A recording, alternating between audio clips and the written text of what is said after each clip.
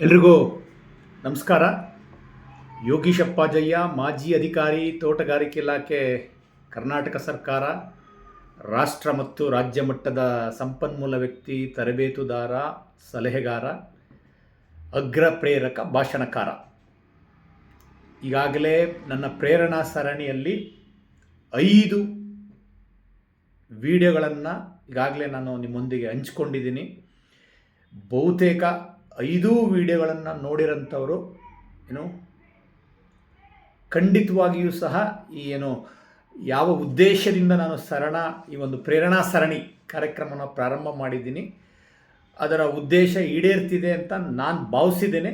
ಬಹುತೇಕ ಆ ರೀತಿಯ ನಿಟ್ಟಿನಲ್ಲಿ ಇದು ನಿಮ್ಮ ಮೇಲೂ ಸಹ ಒಂದು ಸಣ್ಣ ಎಲ್ಲೋ ನಿಮ್ಮಲ್ಲಿ ಆತ್ಮವಿಶ್ವಾಸ ಹೆಚ್ಚಿಸಂತ ಅಥವಾ ಆತ್ಮಸ್ಥೈರ್ಯ ಹೆಚ್ಚಿಸಂತ ನಿಟ್ಟಿನಲ್ಲಿ ಒಂದು ಸಣ್ಣ ಪ್ರಭಾವ ಬೀರ್ತಿದೆ ಅಂತ ನಾನಾರು ಭಾವಿಸ್ತೇನೆ. ಈಗ ಒಂದು ಚಿಕ್ಕ ಇದು ಕಥೆ ಅಲ್ಲ, ಇದು ನೈಜ ವಿಚಾರ. ಇದು ಬಹುತೇಕ ಭಾಳಷ್ಟು ಜನ ಕೇಳ್ತಾ ಇರ್ತಾರೆ, ನೀವು ಸರ್ಕಾರಿ ಕೆಲಸಕ್ಕೆ ಹೆಂಗೆ ರಾಜೀನಾಮೆ ಕೊಟ್ಟರೆ ಅಷ್ಟು ಸುಲಭ ಅಲ್ಲ, ಇವತ್ತು ಸರ್ಕಾರಿ ಕೆಲಸ ಸಿಗದೇ ಕಷ್ಟ, ಅಂಥದ್ರಲ್ಲಿ ನೀವು ಒಬ್ಬ ಗೆಜೆಟೆಡ್ ಅಧಿಕಾರಿಯಾಗಿ ಸರ್ಕಾರದಲ್ಲಿ ಅದು ಕರ್ನಾಟಕ ಲೋಕಸೇವಾ ಆಯೋಗದ ಮೂಲಕ ನೇರವಾಗಿ ನೇಮಕಾತಿಯಾಗಿರೋಂಥ ಒಬ್ಬ ಗೆಜೆಟೆಡ್ ಅಧಿಕಾರಿಯಾಗಿಯೂ ಸಹ ನೀವು ಹೆಂಗೆ ಸರ್ಕಾರಕ್ಕೆ ರಾಜೀನಾಮೆ ಕೊಟ್ಟರಿ, ಅದೆಷ್ಟು ಏನಕ್ಕೆ ಕಾರಣ ಏನು, ಅದು ಹೆಂಗೆ ಧೈರ್ಯ ಬಂತು ಅಂತ ಕೇಳ್ತಾರೆ. ನಾನು ರಾಜೀನಾಮೆ ಕೊಟ್ಟು 18 ವರ್ಷ ಆಗಿದೆ, ಅದು ಬೇರೆ ವಿಚಾರ. ಬೇರೆ ಬೇರೆ ವಿಚಾರಗಳಿಗೆ ನಾನು ರಾಜೀನಾಮೆ ಕೊಟ್ಟಿರ್ಬೋದು. ಆದರೆ ನನಗೆ ರಾಜೀನಾಮೆ ಕೊಡೋ ನಿಟ್ಟಿನಲ್ಲಿ ಎಲ್ಲೋ ಪ್ರತ್ಯಕ್ಷವಾಗಿ ಪರೋಕ್ಷವಾಗಿ ನನ್ನಲ್ಲಿ ಒಂದು ಸ್ವಲ್ಪ ಹೆಚ್ಚಿಗೆ ಪ್ರಭಾವ ಬೀರಿದಂಥ ಒಂದು ಚಿಕ್ಕ ಈ ನೈಜ ಇದು ಸಹ ಇದನ್ನು ಬಹುಶಃ ನಾನು ಯಾವುದೋ ಕಾರ್ಯಕ್ರಮದಲ್ಲಿ ಕೇಳಿದ್ದು ಅಂತ ಭಾವಿಸ್ತಾ ಇದ್ದೇನೆ. ಈ ಥೈಲ್ಯಾಂಡು ಮತ್ತು ಇಂಡೋನೇಷ್ಯಾ, ಮಲೇಷ್ಯಾ, ಥೈಲ್ಯಾಂಡ್ ಅನಿಸುತ್ತೆ, ಅಲ್ಲಿ ತೆಂಗು ಭಾಳ ದೊಡ್ಡ ಮಟ್ಟದಲ್ಲಿ, ತೆಂಗು ಬೆಳೆ ಭಾಳ ದೊಡ್ಡ ಪ್ರದೇಶದಲ್ಲಿ ತೆಂಗಿರೋಂಥದ್ದಲ್ಲೆಲ್ಲ ಅಲ್ಲಿ ಎಳ್ಳೀರನ್ನ ಕೀಳಬೇಕಲ್ಲ. ಆ ಎಳ್ಳೀರನ್ನು ಕೀಳಲಿಕ್ಕೆ ಅಲ್ಲಿ ಏನು ಮಾಡ್ತಾರಂತೆ ಅಂದರೆ ಕೋತಿಗಳಿಗೆ ತರಬೇತಿ ಕೊಡ್ತಾರಂತೆ ಎಳ್ಳೀರನ್ನು ಕೀಳಲಿಕ್ಕೆ. ಈಗ ಕೋತಿಗಳಿಗೇನೋ ಎಳ್ಳೀರು ಕೀಳಲಿಕ್ಕೆ ತರಬೇತಿ ಕೊಡ್ತಾರೆ, ಸಂತೋಷ. ಆದರೆ ಕೋತಿಗೆ ತರಬೇತಿ ಕೊಡಲಿಕ್ಕೆ ಮೊದಲು ಕೋತಿ ಸಿಕ್ಕಬೇಕಲ್ಲ.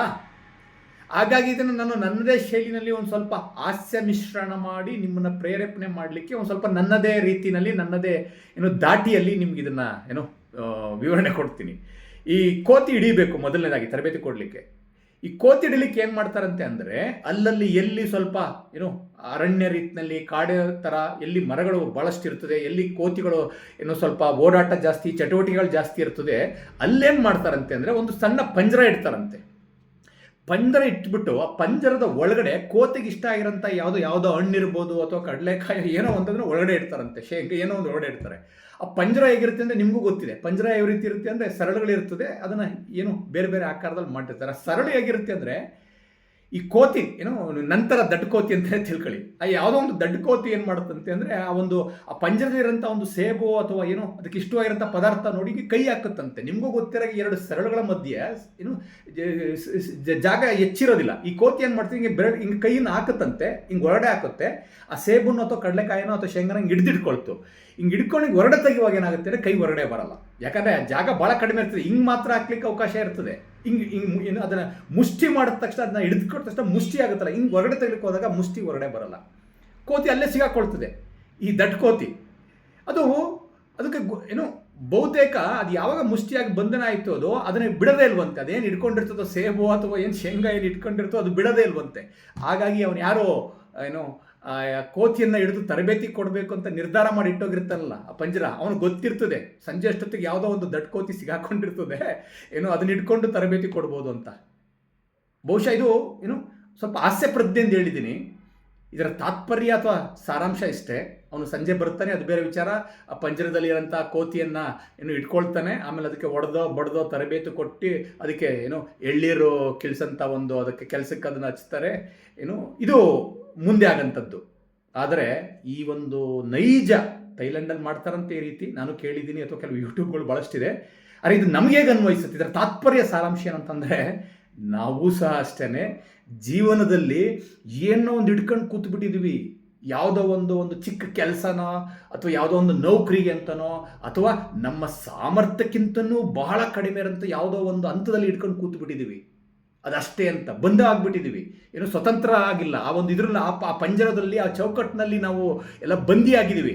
ಆ ಕೋತಿ ಒಂದು ವೇಳೆ ಮನ್ಸು ಮಾಡಿ ಅದನ್ನು ಬಿಟ್ಟಿದ್ರೆ ಸ್ವತಂತ್ರವಾಗಿ ಸ್ವೇಚ್ಛೆಯಾಗಿ ಕಾಡಿನಲ್ಲಿ ಏನು ಏನು ಸುತ್ತಾಡಿಕೊಂಡು ಅದಕ್ಕೆ ಬೇಕಾಗಿರೋಂಥ ಹಣ್ಣು ಹಂಪಲುಗಳನ್ನ ತಿನ್ಕೊಂಡು ಪ್ರಕೃತಿ ಪರಿಸರದಲ್ಲಿ ಸಿಗೋಂಥ ಎಲ್ಲ ಆಹಾರ ಪದಾರ್ಥಗಳನ್ನ ತಿನ್ಕೊಂಡು ಸ್ವೇಚ್ಛೆಯಿಂದ ಎಲ್ಲ ಕಡೆ ಓಡಾಡ್ಕೊಂಡಿರ್ಬೋದಿತ್ತು. ಆದರೆ ಕೋತಿ ಅದೇನು ಮಾಡ್ತು ಅಂದರೆ ಇದನ್ನು ನೋಡಿ ಆ ಸೇಬನ್ನು ಅಥವಾ ಏನೋ ಶೇಂಗಾ ನೋಡ್ಕೊಂಡು ಹಿಡ್ಕೊಂಡು ಅದೇ ಬಂದಿ ಆಗ್ಬೋದು. ಅದನ್ನು ಬಿಡಲಿಕ್ಕೆ ತಯಾರಿರಲಿಲ್ಲ. ಅದು ಆ ಪಂಜರದಲ್ಲೇ ಬಂಧನ ಆಗೋಯ್ತದು. ಅದೇ ಥರ ನಾವು ಅಷ್ಟೇ ಏನೋ ಹಿಡ್ಕೊಂಡು ಕೂತ್ಬಿಟ್ಟಿದ್ವಿ ಜೀವನದಲ್ಲಿ. ಯಾವುದೋ ಒಂದು ಚಿಕ್ಕ ಕೆಲಸ ಅಂತನೋ, ಯಾವುದೋ ಒಂದು ಚಿಕ್ಕ ನೌಕರಿ ಅಂತನೋ, ಯಾವುದೋ ಒಂದು ಚಿಕ್ಕದು ಯಾವುದೋ ಒಂದು 3 ಕಾಸು ಹಣ ಮಾಡಲಿಕ್ಕೆ ಯಾವುದೋ ಒಂದು ಕೂತು. ಆದರೆ ಅದನ್ನು ಬಿಟ್ಟರೆ ಅದ್ಭುತವಾದಂಥ ಅವಕಾಶ ಇದೆ. ಇವತ್ತಿನ ಸಮಾಜದಲ್ಲಿ, ಇವತ್ತು ತಂತ್ರಜ್ಞಾನ ಯುಗದಲ್ಲಿ ಅದ್ಭುತ ಅವಕಾಶಗಳಿದೆ, ವಿಪುಲವಾದಂಥ ಅವಕಾಶಗಳಿದೆ. ಆದರೆ ನಾವು ಅದನ್ನು ಬಿಡ್ಲಿಕ್ಕೆ ತಯಾರಿಲ್ಲ ಅಷ್ಟೇ. ಹಾಗಾಗಿ ಆಗನ್ ಮಾತ್ರಕ್ಕೆ ನಾನು ನೀವು ಇರೋಂಥ ಕೆಲಸಗಳನ್ನ ಬಿಡಿ, ನೌಕರಿಯಿಂದ ಬಿಡಿ, ಅಥವಾ ಸರ್ಕಾರಿ ಕೆಲಸದಲ್ಲಿರೋ ರಾಜೀನಾಮೆ ಕೊಡಿ ಅಂತ ಹೇಳ್ತಾ ಇಲ್ಲ. ಬಹುಶಃ ನನಗೆ ವೈಯಕ್ತಿಕವಾಗಿ ಎಲ್ಲೋ ಅನ್ನಿಸ್ತು, ಏನೋ ಹಿಡ್ಕೊಂಡು ಕೂತು ಬಿಟ್ಟಿದ್ದೀನೇನೋ, ಸರ್ಕಾರಿ ನೌಕರಿಗೆ ಬಂದಿ ಆಗಿಬಿಟ್ಟಿದ್ದೀನೇನೋ. ಬಹುಶಃ ಅದನ್ನು ಬಿಟ್ಟರೆ ಇನ್ನೂ ಸಾಕಷ್ಟು ಅವಕಾಶಗಳಿದೆ ನನ್ನ ಸಾಮರ್ಥ್ಯಕ್ಕೆ, ಅಥವಾ ಮಾಡಲಿಕ್ಕೆ ಇನ್ನೂ ಭಾಳಷ್ಟು ಅವಕಾಶಗಳಿದೆ ಅಂತ ನನಗೆ ವೈಯಕ್ತಿಕವಾಗಿ ಅನ್ನಿಸ್ತು. ಹಾಗಾಗಿ ನಾನು ಅದನ್ನು ಬಿಟ್ಟು ಸ್ವತಂತ್ರವಾಗಿ ಈ ರೀತಿ ರಾಜ್ಯ ಮತ್ತು ರಾಷ್ಟ್ರ ಮಟ್ಟದ ಸಂಪನ್ಮೂಲ ವ್ಯಕ್ತಿಯಾಗಿ ರಾಜ್ಯದ 31 ಜಿಲ್ಲೆ 180 ತಾಲೂಕುಗಳನ್ನ ಸುತ್ತಾಡಿಕೊಂಡು ಎಲ್ಲ ಕಡೆನೂ ನನ್ನದೇ ಶೈಲಿನಲ್ಲಿ, ನನ್ನದೇ ದಾಟಿಯಲ್ಲಿ ಜನಗಳನ್ನು, ಅದರ ವಿಶೇಷವಾಗಿ ಗ್ರಾಮೀಣ ಪ್ರದೇಶಗಳಲ್ಲಿ ನಾನು ಹೆಚ್ಚು ಕಾರ್ಯಕ್ರಮಗಳು ಮಾಡೋದನ್ನು ಹುರಿದುಂಬಿಸ್ಕೊಂಡು ಪ್ರೇರೇಪಣೆ ನೀಡ್ತಾ, ಸ್ಫೂರ್ತಿ ತುಂಬುತ್ತಾ ನನ್ನದೇ ನಿಟ್ಟಿನಲ್ಲಿ ಬೇರೆ ಬೇರೆ ಕಾರ್ಯಕ್ರಮಗಳನ್ನ ತರಬೇತುದಾರನಾಗಿ ಸಂಪನ್ಮೂಲ ವ್ಯಕ್ತಿಯಾಗಿ ಮಾಡ್ತಾ ಇದ್ದೀನಿ. ಮತ್ತು ಇದೇ ಆ ಒಂದು ಸ್ವಾತಂತ್ರ್ಯ ಬಳಸ್ಕೊಂಡೇ ಇವತ್ತು ಈ ಒಂದು ತಂತ್ರಜ್ಞಾನ ಬಳಸ್ಕೊಂಡು ಯೂಟ್ಯೂಬ್ ಮೂಲಕ ನನ್ನ ಜೀವನದಲ್ಲಿ ಆಗಿರೋಂಥ ಪ್ರಭಾವ ಬೀರೋಂಥ ಈ ರೀತಿಯ ಚಿಕ್ಕ ಚಿಕ್ಕ ಚಿಕ್ಕ ಕಥೆಗಳನ್ನು ನಿಮ್ಮೊಂದಿಗೆ ಹಂಚ್ಕೊಳ್ತಾ ಈ ಒಂದು ನನ್ನ ಪ್ರೇರಣಾ ಸರಣಿ 6 ಇಲ್ಲಿಗೆ ಮುಗಿಸ್ತಾ ಇದ್ದೀನಿ. ನೆನ್ಪಿಟ್ಕೊಳ್ಳಿ, ಯಾವುದೋ ಒಂದು ಇಟ್ಕೊಂಡಿದ್ದೀರಿ, ಅದಕ್ಕಿಂತ ಅದ್ಭುತ ಅವಕಾಶಗಳಿದೆ. ಅದನ್ನು ನೀವು ಬಿಡಬೇಕಷ್ಟೇ, ಅದನ್ನು ಬಳಸ್ಕೊಳ್ಬೇಕು, ಬೆಳವಣಿಗೆ ಆಗಬೇಕು ಅಂತಂದರೆ ಹೇಳ್ತಾ ತಮ್ಮೆಲ್ಲರಿಗೂ ಮತ್ತೊಮ್ಮೆ ನಮಸ್ಕಾರಗಳನ್ನ ತಿಳಿಸ್ತಾ, ಮತ್ತೊಮ್ಮೆ ಮಗದೊಮ್ಮೆ ನನ್ನ ಪ್ರೇರಣಾ ಸರಣಿಯ ಎಲ್ಲ ಭಾಗ 1ರಿಂದ 6ರವರೆಗೆ ಇದುವರೆಗೆ ಬಂದಿರೋಂಥದ್ದು ಎಲ್ಲವನ್ನೂ ಸಹ ನೋಡಿ. ಇನ್ನೂ ಬೇರೆ ಈಗಾಗಲೇ ಭಾಳಷ್ಟು ಹಿಂದೆ ಬೇರೆ ಬೇರೆ ವಿಷಯಗಳ ವಿಡಿಯೋಗಳು ಸಹ ನನ್ನ ಯೂಟ್ಯೂಬ್ ಚಾನಲ್ ಇದೆ, ಅದನ್ನು ನೋಡಿ ಇಷ್ಟ ಆದರೆ ಬೇರೆಯವ್ರಿಗೂ ಸಹ ಅದನ್ನು ಕಳಿಸ್ಕೊಡಿ ಅಂತ ಹೇಳ್ತಾ ತಮ್ಮೆಲ್ಲರಿಗೂ ಮತ್ತೊಮ್ಮೆ ನಮಸ್ಕಾರಗಳನ್ನ ತಿಳಿಸ್ತೀನಿ.